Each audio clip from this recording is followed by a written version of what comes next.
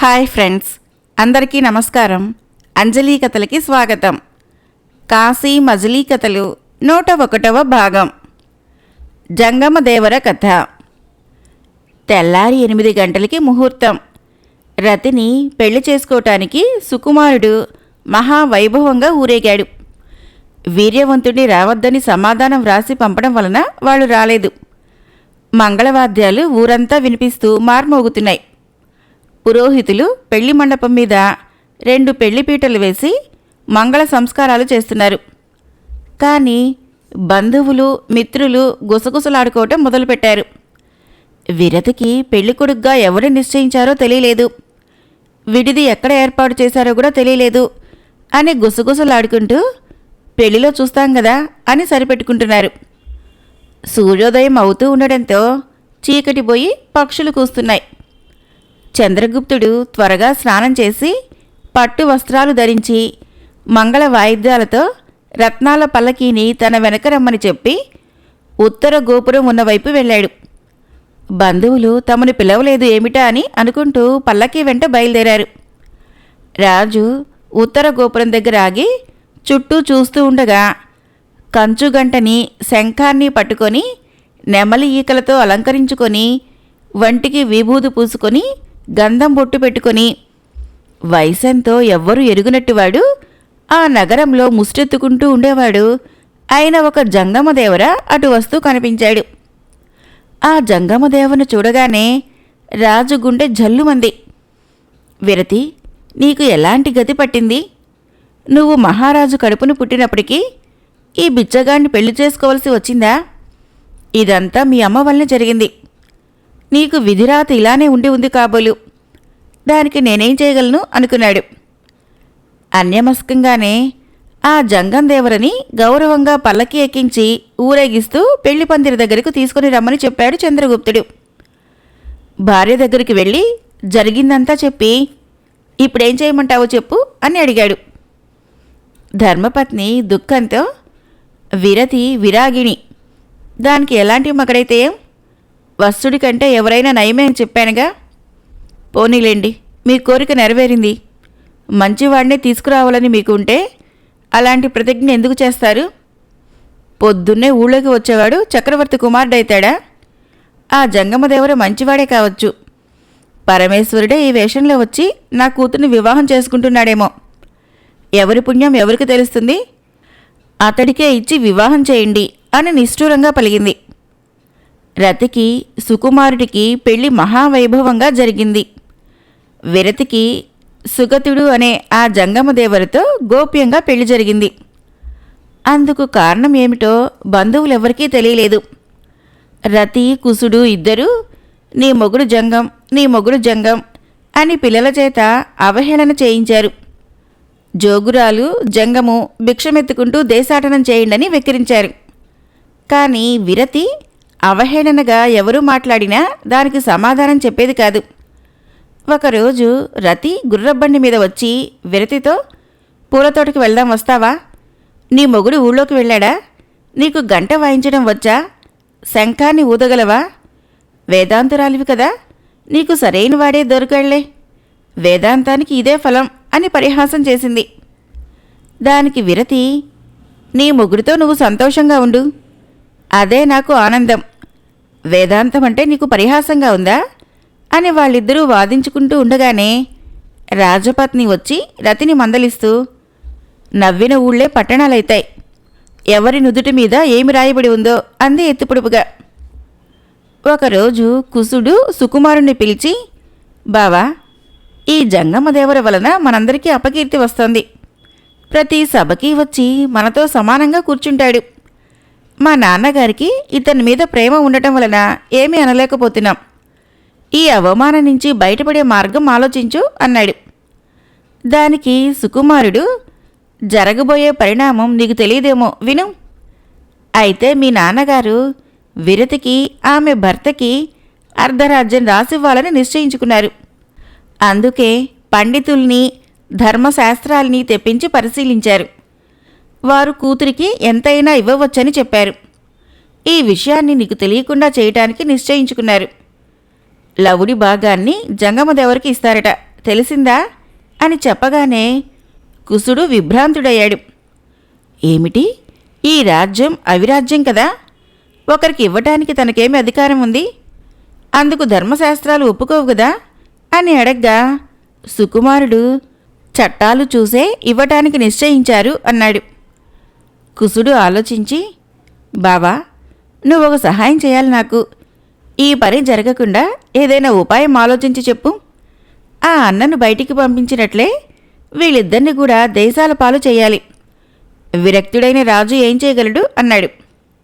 అప్పుడు రాజ్యం అంతా నీకే దక్కుతుంది అని సుకుమారుడు కుసుడికి చెప్పడంతో అతడి ముఖం వికసించింది. అలా కొన్ని రోజులు గడిచాక ఒక రోజున విరతి కళ్ళు తెరిచి చూసేసరికి మహారణ్యంలో ఒక పెద్ద చెట్టు క్రింద ఉంది. విరతి ఆశ్చర్యపోయి, ఇదేం మాయా, అంతఃపురం ఏమైంది, ఇది కల కాదు కదా, అడవిలో ఉన్నానేంటి అని 4 దిక్కులా చూసింది. ఆకాశంలో సూర్యుడు ఉన్నాడు, ఇంకా సూర్యకాంతి ఉంది. అందువలన ఇది స్వప్నం కాదు, పరమేశ్వరుడి ఇంద్రజాలం. ఇదే మహామాయ. ఏదైనా నాకేంటి, వినోదం చూస్తాను అనుకుని లేచి ముందుకు నడిచేసరికి సుగతుడు తనకు ఎదురొస్తూ కనిపించాడు. సుగతుడు విరతికి మంగళసూత్రం కట్టడం తప్ప ఆమెతో ఇంతవరకు మాట్లాడి ఎరగడు. అందుకే కొంచెం జంకుతూ, రాజపుత్రి, మనం ఇక్కడికి ఎలా వచ్చాము అని అడిగాడు. కానీ ఆమె నోటితో కాకుండా సైగలతో, నాకేమీ తెలియదు, ఇదంతా భగవంతుడి విలాసం అని చెప్పి అతనితో పాటు మౌనంగా నడుస్తూ ఉంది. వెళుతున్న కొద్దీ అడవి దట్టం అవటం వలన తెరిపి అన్నది కనపడలేదు. మోగవాళ్ళలా ఇద్దరూ అలా నడుస్తూనే ఉన్నారు. ఎండవేడి ఎక్కువగా ఉండటం వలన నీడకు వచ్చి నిలబడదామని అనుకుంటూ ఉంటే ఒకచోట ఒక దిగుడు బావి కనిపించింది. దాంట్లోకి తొంగి చూశారు. నీళ్లు చాలా లోతుగా ఉన్నాయి. ఏం చేయాలో సుగతుడికి తోచక తటపటాయిస్తూ దైన్యంగా చూసేసరికి విరతి ఒక తాటాకుని చీల్చి తాడులా చేసి సుగతుడి చేతిలోని గంటను బోర్లా తిప్పి తాటి త్రాడు కట్టి నీళ్లు తోడి అతడికి దాహం తీర్చింది. అతడు 10 గంటల నీళ్లు త్రాగాడు. విరతి కూడా నీళ్లు తాగాక ఆ నూతి చుట్టూ తిరుగుతూ చూస్తుంటే పైశాచీ భాషలో ఒక శిలాశాసనం కనబడింది. ఆ భాష తెలిసిన ఆమె శాసనంలోని విషయాన్ని చదివింది. ఆ ప్రాంతంలో ఉన్న కీలక పర్వతం మీద చండవేగుడు అనే భూతరాజు భార్యతో కాపురం చేస్తున్నాడు. అతడు అర్ధరాత్రి పూట అక్కడ ఉన్న ఆ శిలాఫలకం మీద కూర్చొని మాంసాహారం తింటుంటాడు. తర్వాత మొత్తం నూతిలోని నీళ్లన్నీ తాగేస్తాడు. అప్పుడు బావిలో మెట్లు కనిపిస్తాయి. మెట్లు దిగితే పాతాళ లోకానికి చేరతారు. తెల్లారేసరికి బావిలోకి నీళ్లు మళ్లీ వస్తాయి. ఈ ప్రాంతంలో రాత్రుల్లో మనుషులుంటే ఈ భూతరాజుకి ఆహారమైతారు. ఇది ఆ శిలాఫలకం పైన రాసి ఉన్న విషయం. అదేమిటో చూడాలని విరతి చెట్టు కింద పడుకొని సమయం కోసం ఎదురుచూస్తోంది. ఈ శిలాశాసన విషయం తెలియని సుగతుడు ఆమెకు పళ్ళు తెచ్చిచ్చి తాను కూడా ఆకలి తీర్చుకున్నాడు. జంతువులు, క్రూరమృగాలు వస్తే గంట వాయించి శంఖం ఊదగానే అవి పారిపోయాయి. కొద్దిసేపట్లోనే సుగతుడికి నిద్ర పట్టేసింది.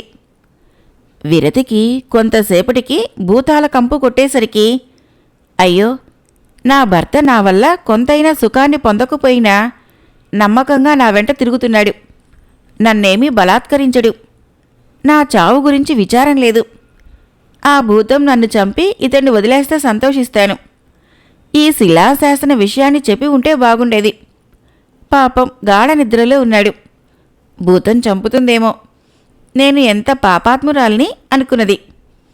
మళ్ళీ తనలో తానే, నా వెర్రిగాని విధికి నా బాధ్యత ఏముంది, ఈ అరణ్యానికి తీసుకొచ్చినవాడు ఎవడు, జరిగేది చూడటమే నా పని అని చెట్ల కొమ్ముల సందుల్లో నుంచి భూతం రాకను గమనిస్తోంది. ఇంతలో ఆ పర్వత ప్రాంతం నుంచి గండశిల వంటి తల, గుహలాంటి నోరు, రక్తం ప్రవహిస్తున్నదా అని అనిపించే నాలుక, వాడి అయిన కూరలు, పొట్టి చేతులతో వస్తున్న ఆ భూతరాజు వికృత రూపాన్ని చూడలేక విరతి కళ్ళు మూసుకుంది. నల్లని భూతరాజు దగ్గరికి వస్తున్న కొద్దీ వామనాకారుడైతూ చివరికి సామాన్య మానవుడిగా రూపుదాల్చడం కనిపించింది. ఆ భూతము రాతి మీద కూర్చొని, ప్రేయసి ఎక్కడా, ఇంకా రావేం అని పిలుస్తూ ఉండగా బావిలో నుంచి మెట్లెక్కి వచ్చి, నాదా ఇవాళ ఇంత ఆలస్యంగా వచ్చారేం? ఊరికే ఉండటం ఎందుకులే, నీటి జంతువుల కోసం బావి లోపలికి వెళ్ళాను. ఏవీ దొరకలేదు. మీరేం తెచ్చారు? నరమాంసం తెచ్చారా అని ఎంతో ఆశగా అడిగింది. భూతరాజు నవ్వుతూ, ఈరోజు ఒట్టు పెట్టినట్లు ఏమీ దొరకలేదు. నరమాంసం కాదు గదా, ఆఖరికి కుక్క మాంసం కూడా దొరకలేదు. నువ్వు ఏమన్నా సంపాదించి ఉంటే తీసుకురా అన్నాడు. నాకు ఏదీ దొరకలేదు. ఈ బావి నీళ్లు తాగి కడుపు నింపుకుందాం. నాకు ఆకలి మండిపోతుంది. పరగడుపున నీళ్లు నోటిలోనికి పోవుగా. ఏదైనా మాంసం ఉంటే వెతికి తీసుకురా, నీకు పుణ్యం ఉంటుంది.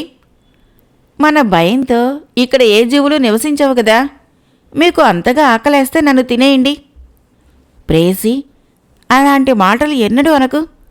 నువ్వు లేకపోతే నేనుండి ఏం ప్రయోజనం? ఒక్క రాత్రికి ఏదోలా సర్దుకోలేమా అన్నాడు భూతరాజు. పోనీ పళ్ళు ఏమైనా తేనా? వద్దు, నాకు వాంతి అవుతుంది. నేను వాటిని తింటే. నీ ఆకలి మాటేమిటి? అదే నా విచారం అన్నది భూతరాజు భార్య. 2 రోజులు ఆగితే కొండలంత నరమాంసం, ఏరంత రక్తము, కుండలతో రక్తాన్ని తాగవచ్చు అనగానే భూతం భార్య, అదెలా? భూమి మీద జననష్టం కలిగే ప్రమాదం ఏదైనా జరుగుతుందా అనగానే భూతరాజు, ఒక స్త్రీ కారణంగా 2 మహారాజులు యుద్ధం చేసుకోబోతున్నారు. వాళ్ళు సైన్యాల్ని మోహరించి ఉంచారు. వేల కొలది సైన్యం చేస్తారు. కాబట్టి మనకి కావలసినంత రక్తము, మాంసము దొరుకుతాయి అంటూ ఆనందంతో నాట్యం చేస్తుంటే అతని భార్య కూడా నాట్యం చేసింది. తరువాత 2 విశ్రాంతిగా కూర్చున్నప్పుడు ఆమె, ఆహారం లేకపోవడంతో మనకేమీ పనిలేదు. ఇంతకు ఆ స్త్రీ ఎవరు? ఆమె కోసం ఎందుకు యుద్ధం చేసుకుంటున్నారు? ఆ రాజులు ఎవరు? ఆ కథ ఏదో చెప్పొచ్చుగా, కొంత కాలక్షేపం అవుతుంది.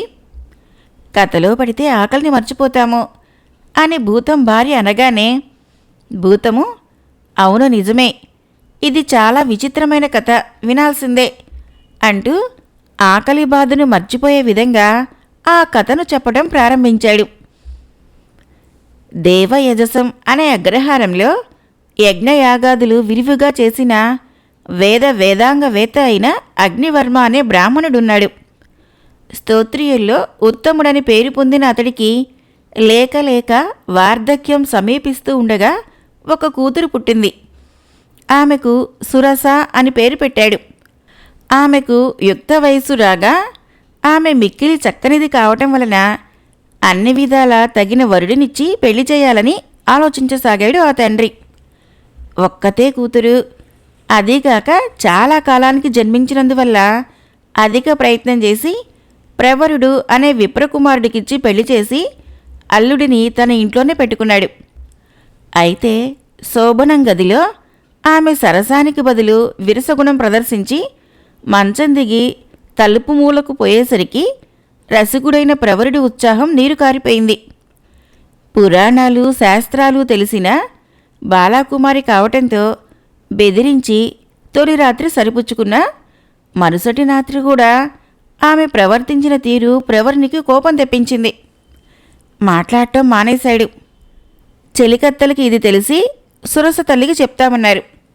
ఇల్లరికుపు ముగుడు కదా, నీ చెంగు పట్టుకొని వెనువెంట తిరగపోతాడా అని బెట్టు చేస్తున్నావేమో అంటూ గుట్టులాగా చూశారు. సిగ్గుల మొగ్గవై అతన్ని దరిచేరనివ్వటం లేదా? దానికి ఓ హద్దుంటుంది, తెగేదాకా లాగవద్దు అని హెచ్చరించారు. సురస తల్లి కూడా కూతురికి బోధపరచవలసిందంతా చెప్పి అటు అల్లుడికే కోపం అలుక రాకుండా చూసుకుంటూ ముచ్చటగా 3వ నాటి రాత్రి 2 గదిలోకి పంపించింది. ప్రవరుడు తన మదన కళా ప్రావీణ్యమంతా సురస దగ్గర చూపించినా ఆమె తన భర్తను తనపై చెయ్యి వేయనిచ్చింది కాదు. కూతురి విరసత్వం గురించి ఆ సాధ్వి తన భర్త అయిన అగ్నివర్మకు వివరించింది. అతడు కన్యా సంప్రయోగాధికరణం అంటే కామశాస్త్రం ప్రకారము ప్రవర్తించమని ఒక శ్లోకం రాసి అల్లుడికి పంపాడు. విద్వత్తు గల ప్రవరుడు అది చదివి తాను ఆ బాలామణి వద్ద ఎలా ప్రవర్తించింది శ్లోకరూపంగానే సమాధానం పంపించాడు. అది చదివిన అగ్నివర్మ ప్రవరుడిలో ఏ లోపమూ లేదు. అతడు కన్యా విశ్రంభణ ప్రకరణం తెలిసినవాడే. తొలి సమాగమ వేళ భయము, త్రాసం, ఉద్వేగం ఉండే బాల ఎలా ప్రవర్తిస్తుందో గ్రహించి అందుకు చేయవలసిన చేష్టలే చేసినప్పటికీ సురసలోనే లోపం ఉందని ఊహించుకుంటున్నాడు. ఆమె చిత్తములో కామ ప్రవృత్తి లేదు, జడురాలు.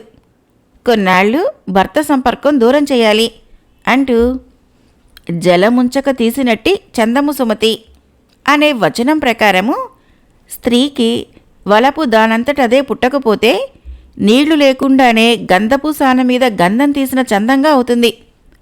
కొన్నాళ్ళు భర్త దగ్గరకు పంపకు అని సూచించాడు. మరి కొంతకాలం గడిచింది. అయినా సురస ప్రవర్తనలో ఏ మార్పు లేదు. ప్రవరుడు మంచితనం వలన వారి కాపురం రచ్చకెక్కలేదు. సురసకు ఇది విరక్తి కాదని, వైరాగ్య గుణమని, ఈ పురుషద్వేషము తమ ప్రారబ్ధమని, తమకు ఆ పిల్ల అంటే ఆరోప్రాణం గనుక ఆమెనేమి అనరాదని అగ్నివర్మ తేల్చుకొని భార్యతో అదే మాట చెప్పాడు. ఆ ఊరి స్త్రీలంతా కూడా సురసకే పురుషవాంచలేదని తేల్చేశారు. అత్తామామల ఆదరము, సురస సౌందర్యము రెండు ఎరిగిన వాడైనందువలన ప్రవరుడు ఆ ఊరొదలక ఎప్పటికైనా ఆమె బుద్ధి మరలవచ్చునని అక్కడే కాలక్షేపం చేయసాగాడు. అగ్నివర్మ ఒకరోజు వీధి చావడిలో కూర్చొని కొందరు శ్రోతలకు మహాభారతంలోని శాంతి పర్వం చదువుతూ అర్థం చెబుతున్నాడు. భూలోకంలో సంచరిస్తున్న మన్మధుడా అన్నట్లు సర్వావయవ సౌందర్యంతో ఉన్న 16 ఏళ్ల యువకుడొకడు తేజస్సుతో ప్రకాశిస్తున్నవాడు అక్కడికొచ్చి కూర్చొని శ్రద్ధాభక్తులతో పురాణం వింటున్నాడు. దేహము దుమ్ము కొట్టుకొని ఉన్నా, ధరించిన వస్త్రాలు మలినంగా ఉన్నా అతని తేజస్సు దాచలేకపోతున్నాయి. శాంతి పర్వంలో భీష్మాచార్యుని ధర్మరాజు ఒకచోట ఇలా అడిగాడు. యోగి ధర్మానికి గృహస్థాశ్రమం స్వీకరించిన వాని ధర్మానికి ఎంతో తేడా ఉంటుంది. ఒకదానికొకటి చాలా దూరం. వాటిలో మోక్ష సాధనకు ముఖ్యమైనట్టి మార్గం ఏది? పురుషుడు దేన్ని ఆచరించాలి? ఏది ఆచరించడం శ్రేయస్కరం? దీనికి భీష్ముల వారు ఇలా చెప్పారు. ధర్మరాజా, యోగధర్మము, గార్హస్థ్య ధర్మం రెండు పరమోత్తమాలే. రెండు మోక్షానికి ముఖ్య మార్గాలే. రెండు కష్టపడి ఆచరించదగినవే. రెండు గొప్ప ఫలితాన్నిచ్చేవే. సత్పురుషులైన వారు రెండూ ఆచరించి ముక్తిని పొందినవారే. ఒకదానికొకటి ఏమీ తీసిపోదు అంటూ వాటికి సంబంధించిన ఉపాఖ్యానాలు చెప్పి ధర్మరాజు సందేహాలను పోగొట్టాడు భీష్ముడు. అదంతా శ్రద్ధగా విన్న ఆ చిన్నవాడు అగ్నివర్మకు నమస్కరిస్తూ, మహానుభావ, నాకు చిరకాలంగా ఉన్న సందేహం తీర్చారు. ఇంతవరకు నేను గృహస్థ ధర్మం కంటే యోగధర్మం అధికమని తలిచేవాడిని. అమృతప్రాయమైన పురాణవాక్యం వినిపించి నా సందేహం తీర్చారు. సంతోషమైంది అని స్తుతించసాగాడు. అతన్ని చూసి, బాలుడా, నీదే ఊరు? పేరేమిటి? ఏ కులం? ఎక్కడికి వెళ్తున్నావు అని అడిగాడు అగ్నివర్మ. అయ్యా, నా పేరు అల్పుడంటారు. నా తల్లిదండ్రులెవరో నాకు తెలీదు. కులగోత్రాలు ముందే తెలియవు. ఏకాకిగా తీర్థయాత్రలు చేస్తున్నాను. ఈ పూట 4 మంచి మాటలు నా చెవిన వేసి నన్ను కృతార్థుణ్ణి చేశారు అని పొగిడేసరికి ఆ బ్రాహ్మణుడు ఆ కుర్రవాని గుణసంపత్తిని సంతోషిస్తూ, యువకుడా, నీ మాటలు వింటూ ఉంటే విరక్తునిలా కనబడుతున్నావు. నీకు ఉత్సాహంగా ఉంటే కొన్ని రోజులు ఇక్కడే ఉండి పురాణం వినవచ్చు. నీ మనసులో ఉన్న సందేహాలన్నీ తీరిపోగలవు.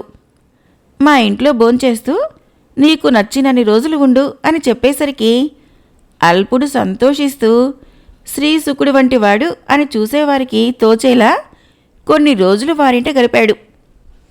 ఒక రోజున అగ్నివర్మ కూతురు సురస మిట్ట మధ్యాహ్న వేళ ఎండలో ఊరికి కాస్త దూరంగా ఉన్న నూతికి నీళ్లు తీసుకురావడానికి వెళ్ళింది. కొంతసేపటికి ఒళ్ళంతా చీరుకుపోయి తల విరబోసుకొని బీభత్సమైన వేషంతో ఇంటికి ఏడుస్తూ వచ్చింది. వస్తూనే తండ్రి పాదాల మీద పడి, తండ్రి, నువ్వు పండితుడివే కాని లోకజ్ఞానం లేనివాడివి. అల్పుని కులసీమ నామాలేవీ తెలియక ఇంట్లో పెట్టుకుంటావా? అల్పుడు నిజంగా అల్పుడే. వాడొట్టి టక్కరి, నీచుడు. నన్ను కామించి తిరుగుతున్నాడన్న సంగతి నాకు తెలీదు.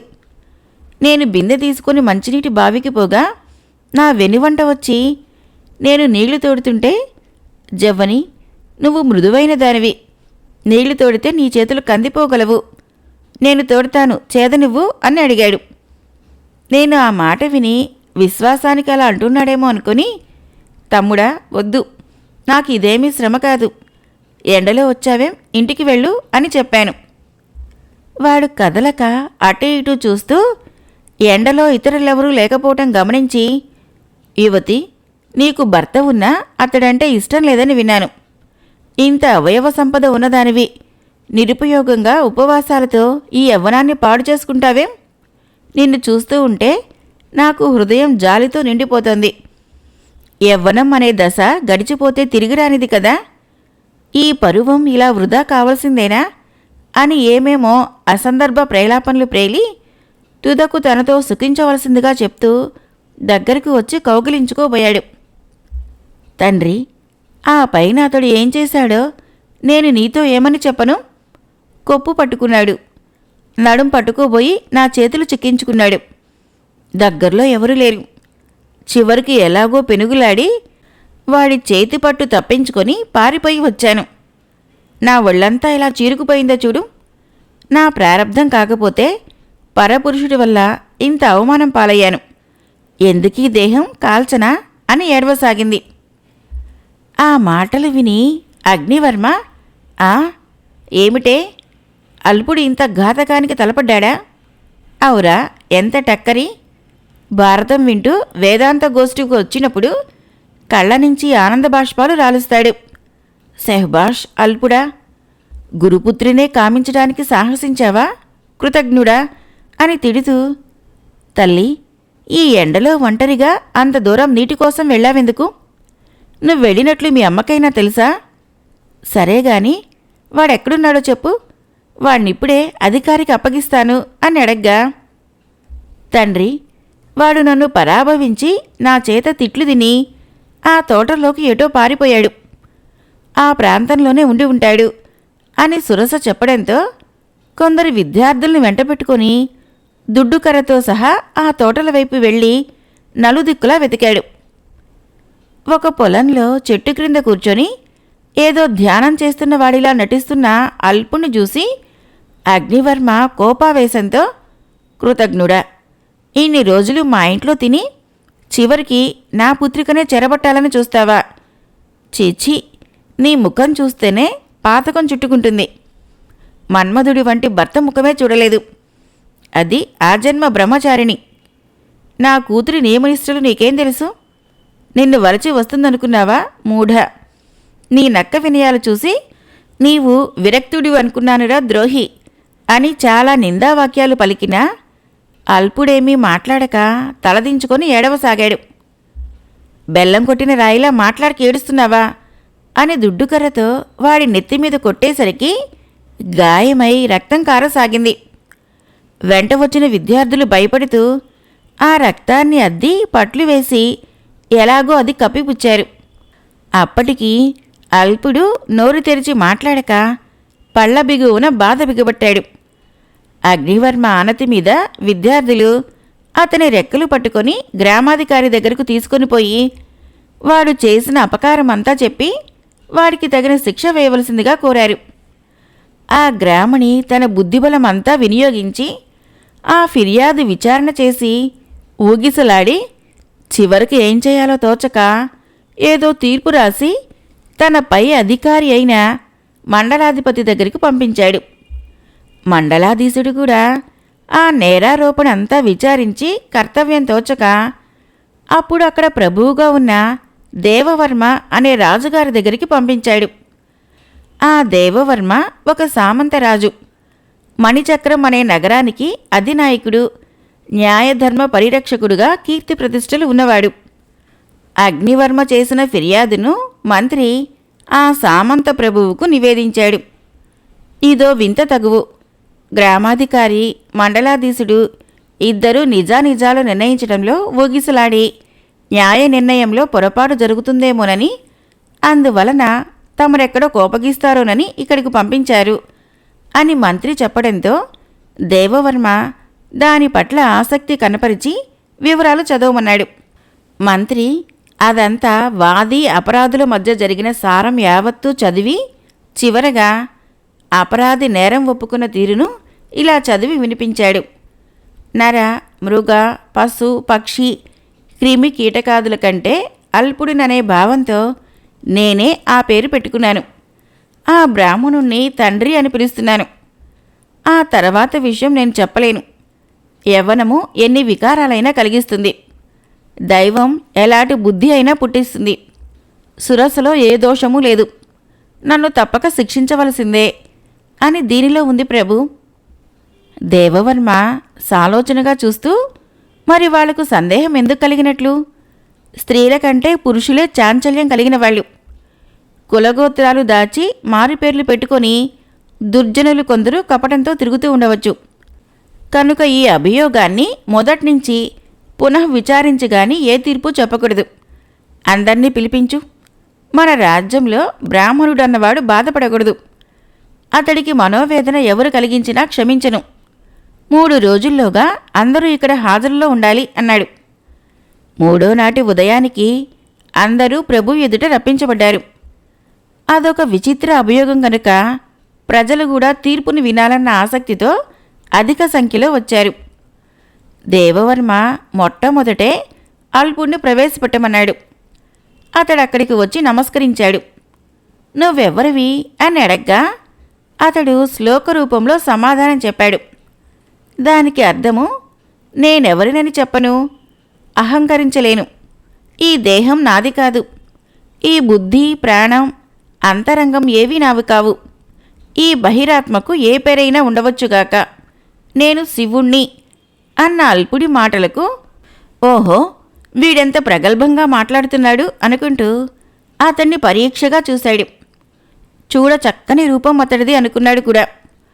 అతన్ని చూస్తుంటే తన బుద్ధే మారిపోయేలా ఉందనుకుంటూ, మాకు వేదాంతాలు వినిపించవద్దు, అడిగిన దానికి సూటిగా జవాబు చెప్పాలి అన్నాడు దేవవర్మ. నేను నిజమే చెప్పాను అన్నాడు అల్పుడు తొణక్కుండా. సరే అక్కడ ఉండు అని మరోవైపు చూసి, అగ్నివర్మ, సురస అంటే మీరేనా అంటూ సురస సౌందర్యానికి ఆశ్చర్యపోయి ఆమెని అల్పుణ్ణి ఏకదృష్టితో చూసి ఇద్దరూ ఒకరికొకరు తగినవారే అని కూడా అనుకున్నాడు. మీరు చెప్పుకునేదేమైనా ఉందా అని అగ్నివర్మను అడిగాడు. ప్రభు, నిత్యాగ్నిహోత్రుణ్ణి, ఎన్నడూ రచ్చకెక్కి ఎరుగను. నాకు లేక లేక కలిగిన ఈ పిల్లకు పురుషులంటే అసహ్యం. సిగ్గు విడిచి చెబుతున్నాను. ఈమెకసలు పురుష సంపర్క వాంఛ లేనేలేదు. స్వామి, మమ్మల్ని వృధా చిక్కులు పెట్టి అక్కడికి ఇక్కడికి తిప్పి చంపక న్యాయం దయచేయించండి అని ప్రార్థించాడు అగ్నివర్మ.